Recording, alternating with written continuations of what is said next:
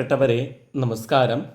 ഇന്ന് നമ്മൾ ശ്രീനാരായണ ഓപ്പൺ യൂണിവേഴ്സിറ്റിയുടെ MA മലയാളം ഫസ്റ്റ് സെമസ്റ്ററിൻ്റെ വ്യാകരണ പഠനത്തിലെ ചോദ്യപേപ്പറാണ് ചർച്ച ചെയ്യുന്നത്. ഈ ക്വസ്റ്റ്യൻ പേപ്പറിലെ മുൻ ചോദ്യങ്ങളെല്ലാം നമ്മൾ ചർച്ച ചെയ്ത് കഴിഞ്ഞു. ഇന്ന് ഉപന്യാസ ചോദ്യങ്ങളാണ് ചർച്ച ചെയ്യുന്നത്. ഇതിനു മുമ്പുള്ള ക്ലാസ്സുകൾ എല്ലാവരും കണ്ടെന്ന് വിശ്വസിക്കുന്നു. കാണാത്തവർ ക്ലാസ്സുകൾ കാണുക, നന്നായി പഠിക്കുക. പരീക്ഷ വളരെ അടുത്ത ദിവസങ്ങളിലാണെന്ന് നിങ്ങൾക്കറിയാമല്ലോ. എല്ലാവർക്കും പരീക്ഷയ്ക്ക് വിജയാശംസകൾ നേർന്നുകൊണ്ട് ക്ലാസ്സിലേക്ക് കടക്കുകയാണ്. ചോദ്യം നമ്പർ 21. ലീലാതിലകത്തിലെയും കേരളപാണ്ഡ്യത്തിലെയും സന്ധി ചർച്ചകൾ താരതമ്യം ചെയ്യുക. ആദ്യം ലീലാതിലകത്തിലെ സന്ധി ചർച്ച നോക്കാം. 14-ാം നൂറ്റാണ്ടിൻ്റെ അന്ത്യപാദത്തിൽ എഴുതപ്പെട്ടുവെന്ന് കരുതുന്ന മണിപ്രവാള ലക്ഷണ ഗ്രന്ഥമാണ് ലീലാതിലകം. രചയിതാവ് ആരെന്ന് വ്യക്തമല്ല. ലീലാതിലകകാരൻ എന്നാണ് ഭാഷാ സാഹിത്യ ചർച്ചകളിൽ കർത്താവിനെക്കുറിച്ച് പരാമർശിക്കാറുള്ളത്. സംസ്കൃത ഭാഷയിൽ രചിച്ച ഈ ഗ്രന്ഥത്തിൽ സ്വരത്തിന് അച്ച് എന്നും വ്യഞ്ജനത്തെ ഹൽ എന്നുമാണ് വിശേഷിപ്പിക്കുന്നത്. ലീലാതിലകത്തിൽ 12 സ്വരങ്ങളെക്കുറിച്ചും 18 വ്യഞ്ജനങ്ങളെക്കുറിച്ചുമാണ് പറയുന്നത്. സ്വരസന്ധി, സ്വരവ്യഞ്ജനസന്ധി, വ്യഞ്ജനസന്ധി എന്നിങ്ങനെയാണ് ലീലാതിലകത്തിലെ സന്ധി വിഭജനം. ഒന്നും കൂടി പറയാം. ലീലാതിലകത്തിലെ സന്ധി വിഭജനം സ്വരസന്ധി, സ്വരവ്യഞ്ജനസന്ധി, വ്യഞ്ജനസന്ധി എന്നിങ്ങനെയാണ് നടത്തിയിരിക്കുന്നത്. അതായത് ലീലാതിലകം ചെയ്യുന്നത് വർണ്ണങ്ങളുടെ സ്വര വ്യഞ്ജന ഭേദമനുസരിച്ചുള്ള തരംതിരിവാണ്. ലീലാതിലകത്തിൽ വർണ്ണങ്ങളുടെ സ്വര വ്യഞ്ജന ഭേദമനുസരിച്ചുള്ള തരംതിരിവാണ് നടത്തിയിരിക്കുന്നത്. സന്ധിയിൽ ഏർപ്പെടുന്നത് 2 സ്വരങ്ങളാണെങ്കിൽ അത് സ്വരസന്ധി. രണ്ടാമത്തേത് സ്വര വ്യഞ്ജനസന്ധി നോക്കാം. സന്ധിയിൽ ഏർപ്പെടുന്ന പൂർവവർണം സ്വരവും ഉത്തരവർണം വ്യഞ്ജനവുമാണെങ്കിൽ അത് സ്വരവ്യഞ്ജന സന്ധി. സന്ധിയിൽ ഏർപ്പെടുന്ന പൂർവവർണം സ്വരവും ഉത്തരവർണം വ്യഞ്ജനവുമാണെങ്കിൽ അത് സ്വരവ്യഞ്ജന സന്ധി. സന്ധിയിൽ ഏർപ്പെടുന്ന രണ്ടും വ്യഞ്ജനമാണെങ്കിൽ അത് വ്യഞ്ജനസന്ധി. ലീലാതിലകത്തിലെ സ്വരസന്ധിയാണ് കേരളപാണ്ഡ്യത്തിൽ ലോപസന്ധിയും ആഗമസന്ധിയുമായി കേരളപാണി പറയുന്നത്. ലീലാതിലകത്തിലെ സ്വരവ്യഞ്ജനസന്ധിയാണ് കേരളപാണ്ഡ്യത്തിൽ ദ്വിത്വസന്ധിയായി പരാമർശിക്കുന്നത്. ഒന്നും കൂടി പറയാം. ലീലാതിലകത്തിലെ സ്വരസന്ധിയാണ് കേരളപാണ്ഡ്യത്തിൽ ലോപസന്ധിയും ആഗമസന്ധിയുമായി പരാമർശിക്കുന്നത്. ലീലാതിലകത്തിലെ സ്വരവ്യഞ്ജനസന്ധിയാണ് കേരളപാണ്ഡ്യത്തിലെ ദ്വിത്വസന്ധിയായി പരാമർശിക്കുന്നത്. ലീലാതിലകത്തിൽ കേരളപാണ്ഡ്യത്തിലെ ആദേശസന്ധി വ്യഞ്ജനസന്ധിയായിട്ടാണ് ചർച്ച ചെയ്തിരിക്കുന്നത്. ലീലാതിലകത്തിൽ കേരളപാണ്ഡ്യത്തിൽ പറയുന്ന ആദേശസന്ധി വ്യഞ്ജനസന്ധിയായിട്ടാണ് ചർച്ച ചെയ്തിരിക്കുന്നത്. ലീലാതിലകത്തിൽ ഉത്കൃഷ്ട ഭാഷയാണ് ഉപയോഗിച്ചിരിക്കുന്നത്. 14-ാം നൂറ്റാണ്ടിൽ ബ്രാഹ്മണർ, അമ്പലവാസികൾ എന്നിവർ സംസാരിച്ചിരുന്ന ഭാഷയാണ് ഉത്കൃഷ്ട ഭാഷ. 19-ാം നൂറ്റാണ്ടിൻ്റെ അന്ത്യപാദത്തിൽ രചിക്കപ്പെട്ട കേരളപാണ്ഡ്യവും 14-ാം നൂറ്റാണ്ടിൽ രചിക്കപ്പെട്ട ലീലാതിലകവും തമ്മിൽ ഭാഷാ നയങ്ങൾ, സന്ധി നിയമങ്ങൾ എന്നിവയിൽ അടുത്ത ബന്ധങ്ങൾ കാണാം. കേരളപാണ്ഡ്യത്തിലെ സന്ധി വിഭാഗവും ലീലാതിലകത്തിലെ 3-ാം ശില്പവും 2 വ്യത്യസ്ത നൂറ്റാണ്ടുകളിലെ ഭാഷയുടെ ഘട്ടങ്ങളെ കാണിച്ചു തരുന്നു. കേരളപാണ്ഡ്യത്തിലെ സന്ധി വിഭാഗവും ലീലാതിലകത്തിലെ 3-ാം ശില്പവും 2 വ്യത്യസ്ത നൂറ്റാണ്ടുകളിലെ ഭാഷയുടെ ഘട്ടങ്ങളെയാണ് നമുക്ക് കാണിച്ചു തരുന്നത്. 25 കാരികകളിലൂടെ AR ഭാഷാ സന്ധി നിയമങ്ങൾ വിവരിച്ചപ്പോൾ ലീലാതിലകക്കാരൻ 29 സൂത്രങ്ങളിലൂടെയാണ് സന്ധി കാര്യങ്ങൾ ചർച്ച ചെയ്തത്. അപ്പം 25 കാരികകൾ AR ഉപയോഗിച്ചപ്പോൾ ലീലാതിലകക്കാരൻ 29 കാരികകളിലൂടെയാണ് സന്ധി കാര്യങ്ങൾ നമുക്ക് പറഞ്ഞു തരുന്നത്. 21 സൂത്രങ്ങളും കേരളപാണ്ഡ്യവുമായി അടുത്ത ബന്ധമുള്ളവയാണ്. ഈ 21 സൂത്രങ്ങളും കേരളപാണ്ഡ്യവുമായി നല്ല അടുത്ത ബന്ധം ഉള്ളവ തന്നെയാണ്. ഭാഷാസന്ധിയെ കേരള പാണി 3 തരത്തിലാണ് വിഭജിച്ചിരിക്കുന്നത്. വർണ്ണങ്ങൾ തമ്മിൽ ചേരുന്നതിൻ്റെ സ്ഥലഭേദമനുസരിച്ച് പദ മധ്യസന്ധി, പദാന്തസന്ധി, ഉഭയസന്ധി എന്നിങ്ങനെ അദ്ദേഹം വേർതിരിച്ചിരിക്കുന്നു. വർണ്ണങ്ങൾ തമ്മിൽ ചേരുന്നതിൻ്റെ സ്ഥലഭേദമനുസരിച്ചാണ് പദ മധ്യസന്ധി, പദാന്തസന്ധി, ഉഭയസന്ധി എന്നിങ്ങനെ വേർതിരിച്ചിരിക്കുന്നത്. വർണ്ണങ്ങളുടെ സ്വരവ്യഞ്ജന ഭേദമനുസരിച്ച് സ്വരസന്ധി, സ്വരവ്യഞ്ജനസന്ധി, വ്യഞ്ജനസന്ധി, വ്യഞ്ജന സ്വരസന്ധി എന്നിങ്ങനെയും വർണ്ണങ്ങൾക്കുണ്ടാകുന്ന മാറ്റങ്ങൾക്കനുസരിച്ച് ലോപസന്ധി, ആഗമസന്ധി, ദ്വിത്വസന്ധി, ആദേശസന്ധി എന്നിങ്ങനെയുമാണ് കേരള പാണിനിയുടെ സന്ധി വിഭജന ക്രമം. അപ്പോൾ വർണ്ണങ്ങളുടെ സ്വര വ്യഞ്ജന ഭേദമനുസരിച്ച് 4 തരത്തിൽ AR വിഭജിച്ചിരിക്കുന്നു. എങ്ങനെയൊക്കെ? സ്വരസന്ധി, സ്വരവ്യഞ്ജനസന്ധി, വ്യഞ്ജനസന്ധി, വ്യഞ്ജന സ്വരസന്ധി എന്നിങ്ങനെ. ഇനി വർണ്ണങ്ങളുടെ മാറ്റങ്ങൾക്കനുസരിച്ച് അദ്ദേഹം ലോപസന്ധി, ആഗമസന്ധി, ദ്വിത്വസന്ധി, ആദേശസന്ധി എന്നിങ്ങനെയും വിഭജിച്ചിട്ടുണ്ട്. ലീലാതിലകക്കാരൻ സ്വരസന്ധി, സ്വരവ്യഞ്ജനസന്ധി, വ്യഞ്ജനസന്ധി എന്നിങ്ങനെ 3ആയിട്ടാണ് സന്ധി വിഭജനം നടത്തിയിരിക്കുന്നത്. AR ആദ്യത്തെ 6 കാരികകളിലാണ് ലോപസന്ധിയുടെ നിയമങ്ങൾ ചർച്ച ചെയ്യുന്നത്. ഇതിൽ ഏറ്റവും പ്രധാനപ്പെട്ട ഒരു നിയമമാണ് ഒരു സ്വരം പരമായി വന്നാൽ സമൃദ്ധോകാരം ലോപിക്കും എന്ന 1ാമത്തെ കാരിക. അതിൽ ഏറ്റവും പ്രധാനപ്പെട്ട ഒരു കാരികയാണ് ഒരു സ്വരം പരമായി വന്നാൽ സമൃദ്ധോകാരം ലോപിക്കും എന്ന് പറയുന്ന കാരിക. ഇതേ നിയമം തന്നെയാണ് ലീലാതിലകത്തിൽ സൂത്രം 41 ലോപച്ച എന്ന നിയമത്തിലൂടെ വ്യക്തമാക്കുന്നത്. കേരള പാണ്ഡ്യത്തിലെയും ലീലാതിലകത്തിലെയും ഒരു താരതമ്യമാണ് പറഞ്ഞത്. ഒരു സ്വരം പരമായി വന്നാൽ സമൃദ്ധോകാരം ലോപിക്കും എന്ന 1ാം കാരികയും ലീലാതിലകത്തിലെ 41ാമത്തെ സൂത്രം ലോപച്ചയും ഒരേ നിയമം തന്നെയാണ് വ്യക്തമാക്കുന്നത്. തിലകത്തിലെ 41ാമത്തെ സൂത്രം, അതുപോലെ കേരള പാണ്ഡ്യത്തിലെ 1ാമത്തെ കാരിക. 1ാമത്തെ കാരികയിൽ പറയുന്നത് 2 വർണ്ണങ്ങൾ തമ്മിൽ ചേരുമ്പോൾ സ്വരം പരമായാൽ സമൃദ്ധോകാരം ലോപിക്കും. 2 വർണ്ണങ്ങൾ തമ്മിൽ ചേരുമ്പോൾ സ്വരം പരമായാൽ സമൃദ്ധോകാരം ലോപിക്കും. ലീലാതിലകത്തിൽ ലോപച്ച, ഇത് സ്വരസന്ധിയിൽ വരുന്ന ഒരു കാര്യമാണ്. ഉകാരത്തിന് പരമായി സ്വരം വന്നാൽ ഉകാരം ലോപിക്കും. 6 കാരികകളിലായി AR വിശദീകരിക്കുന്ന ആഗമസന്ധി നിയമങ്ങളിൽ സവിശേഷ ശ്രദ്ധ അർഹിക്കുന്നത് 3 എണ്ണമാണ്.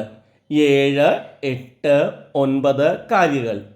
ഈ 3 കാരികക്കും സമാനമായവ ലീലാതിലകത്തിൽ കാണാൻ സാധിക്കും. കേരള പാണ്ഡ്യത്തിലെ 7ാമത്തെ കാരികയിൽ സ്വരസംയോഗം വർജ്യമാണെന്നും അങ്ങനെ വരുമ്പോൾ യകാരമോ വകാരമോ ചേർത്തുച്ചരിക്കണമെന്ന് കേരള പാണി പറയുന്നു. ഈ നിയമം തന്നെയാണ് ലീലാതിലകത്തിലെ 37ാമത്തെ സൂത്രവും 40ാമത്തെ സൂത്രവും പറയുന്നത്. സന്ധാവജോർ മധ്യേ, അച്ചുകൾക്ക് മധ്യത്തിൽ യകാരം ആഗമിക്കുന്നു. 40ാമത്തേത് ഓർ നിത്യം, ഉ വർണ്ണത്തിന് പരമായി സ്വരം വന്നാൽ ഇടയിൽ വകാരം നിത്യമാണ്. അപ്പോൾ 7ാമത്തെ കാരികക്ക് തുല്യമായിട്ടുള്ള സൂത്രങ്ങളാണ് ലീലാതിലകത്തിലെ 37, 40 സൂത്രങ്ങൾ. അതുപോലെ തന്നെ കേരള പാണ്ഡ്യത്തിലെ 8ാമത്തെ കാരികക്ക് തുല്യമാണ് ലീലാതിലകത്തിലെ 55ാമത്തെ സൂത്രം ക്വചിൽ ലോപഃ. ഈ സൂത്രം ഇതേ അർത്ഥം തന്നെയാണ് പറയുന്നത്.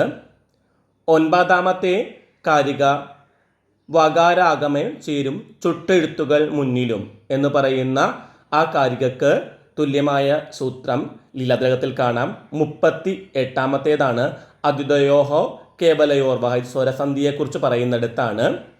അതുപോലെ തന്നെ 58ാമത്തെ കാരികയായി AR പറയുന്ന ഡാവും റാവും ഇരട്ടിപ്പു നാമാന്തത്തിൽ യഥോചിതം എന്ന് പറയുന്നത് ലീലാതിലകത്തിലെ 42ാമത്തെ സൂത്രമായ ഋട്ടുവർ ദ്വിത്വം ച എന്ന് പറയുന്നതാണ്.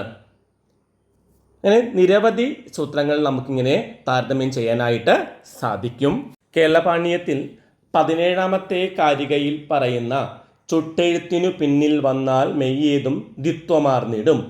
ചുട്ടെഴുത്തിന് പരമായി വരുന്ന വ്യഞ്ജനാക്ഷരങ്ങൾ ഇരട്ടിക്കും. ഇതേ അർത്ഥം തന്നെയാണ് ലീലാതിലകത്തിലെ 44ാമത്തെ സൂത്രമായി പറയുന്ന ഹ്രസ്വമായ എകാരത്തിന് പരമായി വരുന്ന ക, ച, ത, പ എന്നിവ ഇരട്ടിക്കുന്നു. എകാരം അല്ലെങ്കിൽ ഇരട്ടിപ്പില്ല. ഇത് 44ാമത്തെ സൂത്രമാണ്. അതുപോലെ AR പറയുന്ന 20ാമത്തെ കാരിക തവർഗത്തിനടുത്തുള്ള ഡവർഗേണ സവർണനം എന്ന് പറയുന്ന ആ കാരിക തവർഗം, ട, ച, ട എന്നീ വർഗാക്ഷരങ്ങളോട് ചേരുമ്പോൾ യഥാക്രമം ഡ, ച, ട എന്നിവ വർഗമായി മാറും. ഇതാണ് ലീലാതിലകത്തിലെ 50ാമത്തെ സൂത്രമായിട്ടുള്ള നസ്ത്യസ്ത ടഹ. നഗാരത്തിന് പരമായി തകാരം വന്നാൽ തകാരം ഡകാരമായി മാറും. ഇത് ആദേശസന്ധി നിയമമാണ്. മറ്റൊന്ന് 25ാമത്തെ കാരിക മകാരം തന്നെ അനുസാരം സ്വരം ചേർന്നാൽ തെളിഞ്ഞിടും. അതുപോലെ 25 ഇതിന് സൂത്രത്തിന് തുല്യമാണ്. ലീലാതിലകത്തിലെ 55ാമത്തെ സൂത്രം മത്സ്യ കഥായോഗം കാദിഷു പഞ്ചമ. മകാരത്തിന് ക, ച, ഡ, പ എന്നിവ പരമാകുമ്പോൾ അവയുടെ അനുനാസികങ്ങൾ മകാരത്തിന് ആദേശമായി വരുന്നു. ഇങ്ങനെ കുറേ നിയമങ്ങൾ നമുക്ക് പറയാനായിട്ട് സാധിക്കും. നമുക്ക് 3 പേജിലാണ് ഉത്തരം എഴുതേണ്ടത്. എല്ലാ നിയമങ്ങളും എഴുതി വെക്കേണ്ടതില്ല. നിങ്ങൾക്ക് ലീലാതിലകം വിശദമായി പഠിക്കാനില്ലാത്തത് കൊണ്ടും കൂടിയാണ് ഞാനത് വിശദമായി പറയാത്തത്. ഈ കാര്യങ്ങൾ ഇന്നതാണ് എന്ന് ഓർത്തിരുന്നാൽ മതി. അപ്പോൾ കൃത്യമായി അതിന് ഉത്തരം എഴുതാൻ സാധിക്കും. 3 പേജിന് കൂടുതലുള്ള ഉത്തരങ്ങൾ നമ്മൾ പറഞ്ഞു തന്നിട്ടുണ്ട്. അപ്പോൾ ഇതിൽ നിന്ന് കൃത്യമായ ഒരു ഉപസംഹാരത്തിലേക്ക് എത്താൻ പറ്റുന്നത് ലീലാതിലകത്തിലെയും കേരളപാണ്ഡ്യത്തിലെയും സന്ധി നിയമങ്ങൾ ചർച്ച ചെയ്യുമ്പോൾ മലയാള ഭാഷയുടെ ഘടനയ്ക്ക് കാര്യമായ മാറ്റങ്ങൾ സംഭവിച്ചിട്ടില്ല എന്ന് വ്യക്തമാകുന്നതോടൊപ്പം സാഹിത്യ ഭാഷയുടെ നിയമമുണ്ടാക്കിയ ലീലാതിലകത്തിലെ സൂത്രങ്ങൾക്ക് വ്യവഹാര ഭാഷയോട് അടുപ്പം കൂടുതലാണെന്നും വ്യക്തമാകുന്നുണ്ട്. ഈ കൃതികൾ 500-ലേറെ വർഷങ്ങളുടെ കാലവ്യത്യാസം ഉണ്ട്. എന്നാൽ ലീലാതിലകത്തിൽ ആവിഷ്കരിച്ചിരിക്കുന്ന ഭാഷാ സന്ധി നിയമങ്ങളിൽ മൗലികമായ മാറ്റമൊന്നും ഇന്നും വന്നിട്ടില്ല എന്ന് നമുക്ക് പറയാൻ സാധിക്കും. ഇനി നമുക്ക് ചോദ്യം നമ്പർ 22 നോക്കിയാലോ. ചോദ്യം ഇങ്ങനെയാണ്: കാരകം എന്നാൽ എന്ത്? വിഭക്തിയും കാരകവും തമ്മിലുള്ള ബന്ധം പരിശോധിക്കുക. അപ്പം എന്താണ് കാരകം? നാമങ്ങൾക്ക് ക്രിയയോടുള്ള ബന്ധത്തിനെയാണ് കാരകം എന്ന് പറയുന്നത്. അപ്പം നാമത്തിന് ക്രിയയോടുള്ള ബന്ധം കുറിക്കുന്നതാണ് കാരകം. സംബന്ധിക വിഭക്തി മാത്രം നാമത്തിന് നാമത്തോടുള്ള ബന്ധം കുറിക്കുന്നതാണ്. അതുകൊണ്ട് സംബന്ധിക ഒഴികെയുള്ള എല്ലാ വിഭക്തികൾക്കും ഓരോ കാരകമുണ്ടായിരിക്കും. ഇപ്പോൾ വിഭക്തിയും കാരകവും തമ്മിലുള്ള ബന്ധം ചോദിച്ചിട്ടുണ്ട്. ഇതിൽ സംബന്ധികക്ക് മാത്രം കാരകമില്ല. കാരണം സംബന്ധിക വിഭക്തി എന്ന് പറയുന്നത് നാമത്തിന് നാമത്തോടുള്ള ബന്ധമാണ് കുറിക്കുന്നത്. അതുകൊണ്ടാണ് സംബന്ധിക വിഭക്തിക്ക് കാരകം ഇല്ലാത്തത്. വിഭക്തി പ്രത്യയങ്ങളെ അതുകൊണ്ട് കാരക പ്രത്യയങ്ങൾ എന്ന് നമുക്ക് വിളിക്കാവുന്നതാണ്. ഒരു വാക്യത്തിൽ ഏതെല്ലാം ഘടകങ്ങൾ നാമത്തെ ക്രിയയുമായി ബന്ധപ്പെടുത്തുന്നുവോ അതിനെയെല്ലാം ഓരോ കാരകമായി നമുക്ക് കണക്കാക്കാവുന്നതാണ്. ഒരു വാക്യത്തിൽ ഏതെല്ലാം ഘടകങ്ങൾ നാമത്തെ ക്രിയയുമായി ബന്ധപ്പെടുത്തുന്നുവോ അതിനെയെല്ലാം ഓരോ കാരകമായി കണക്കാക്കാം. അച്ഛൻ്റെ നിയോഗത്താൽ 14 വർഷം രാമൻ കാട്ടിൽ താമസിച്ചു. ഒരു ഉദാഹരണമാണ്. അച്ഛൻ്റെ നിയോഗത്താൽ 14 വർഷം രാമൻ കാട്ടിൽ താമസിച്ചു.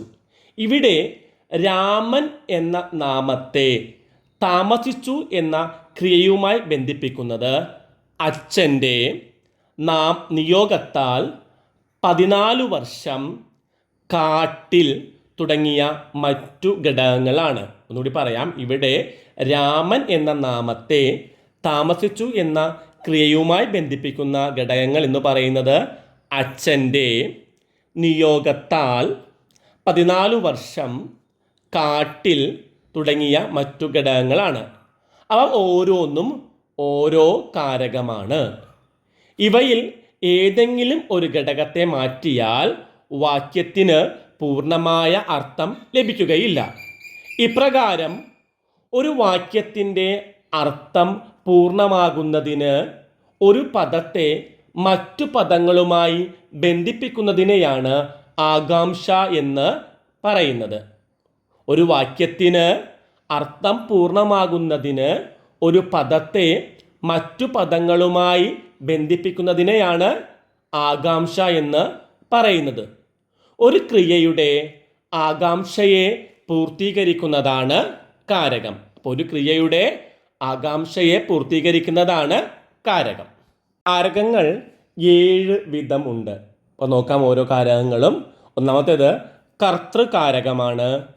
ക്രിയ ചെയ്യുന്നത് ആരാണോ അല്ലെങ്കിൽ എന്താണോ അതിനെ സൂചിപ്പിക്കുന്ന നാമങ്ങൾ കർത്തൃകാരകത്തിൽ പെടുന്നു.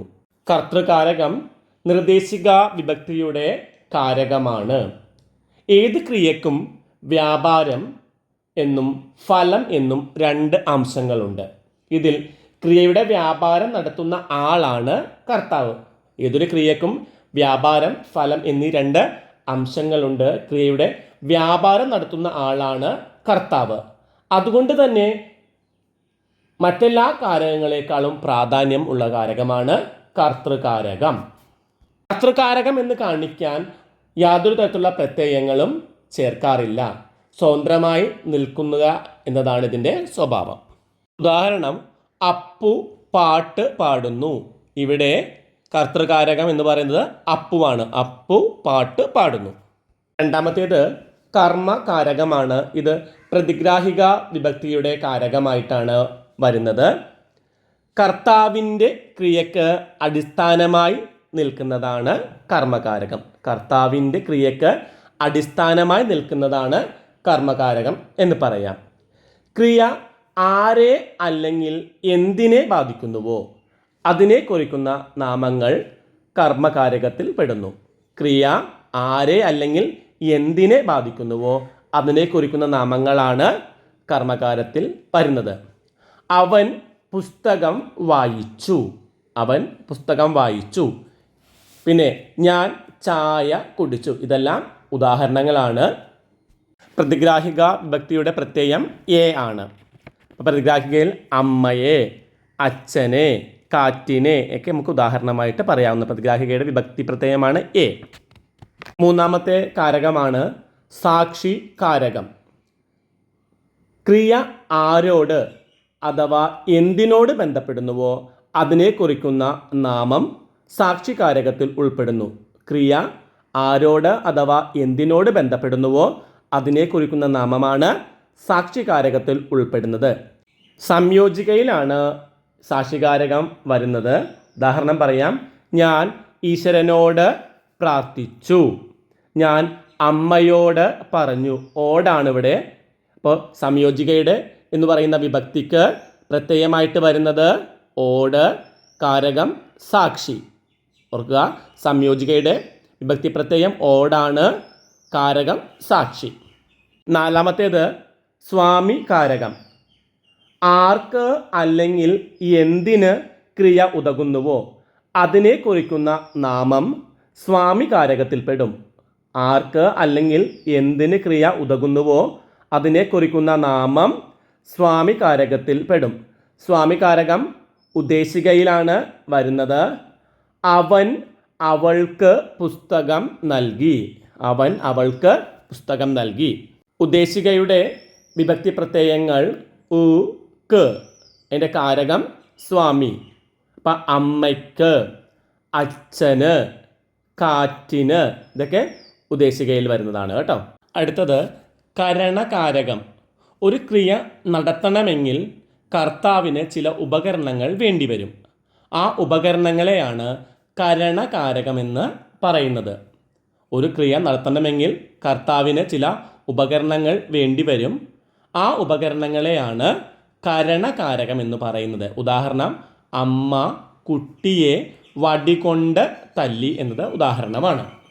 അപ്പം ക്രിയയുടെ ഉപകരണമായി വരുന്ന നാമമാണ് കരണകാരകം. അടുത്തത് കാരണകാരകം അല്ലെങ്കിൽ ഹേതുകാരകം എന്ന് ഇതിനെ പറയാറുണ്ട്. ക്രിയ ആരാൽ അഥവാ എന്തിനാൽ സംഭവിക്കുന്നു എന്നതിനെ കുറിക്കുന്ന നാമമാണ് ഹേതുകാരകത്തിൽ ഉൾപ്പെടുന്നത്. ക്രിയ ആരാൽ അഥവാ എന്തിനാൽ സംഭവിക്കുന്നു എന്നതിനെ കുറിക്കുന്ന നാമം ഹേതുകാരകത്തിൽ ഉൾപ്പെടുന്നു.